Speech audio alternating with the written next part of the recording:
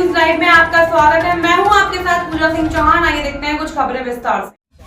कथाकार भगवत प्रवक्ता पंडित राजेश जी और रमेश भाई चौरासिया परिवार की ओर से ये कथा यहाँ पर समस्त भक्तों के लिए आयोजित की गई और इसमें बड़ी संख्या में श्रद्धालुजन उपस्थित है। मैं सबका अभिनंदन करता हूँ। कथा और भजन सब आपको बहुत अच्छे इस मंच से मिल ही रहे हैं।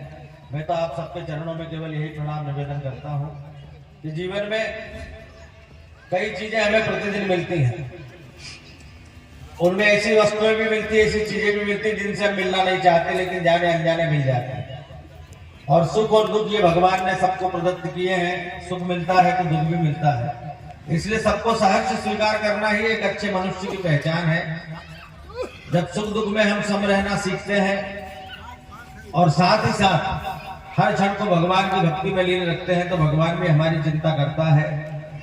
हम एक मनुष्य होने के नाते अपने रिश्तों में, नातों में, अपनी परिस्थितियों में इतना बन जाते हैं कि हमें कई बार भगवान के भजन की चिंता नहीं होती। हम भगवान का नाम तभी लेते हैं जब कोई कष्ट आता है, दुख होता है, किसी संकट में हम पड़ जाते हैं या किसी वस्तु की हमको चाह होती है। लेकिन यदि हम निरंतर भगवान के भजन को, क्योंकि कलयुग में मनुष्य की आयु बहुत कम है और इसलिए किसी भी व्यक्ति के पास लंबे लंबे अनुष्ठान करने का, यज्ञ करने का, जप करने का, तप करने का समय नहीं है। जिनके पास है वो कर भी सकते हैं, लेकिन जिनके पास ये सब करने का समय नहीं है वो चलते फिरते भगवान नाम का स्मरण भी करते रहेंगे तो भगवान उनको प्राप्त होंगे।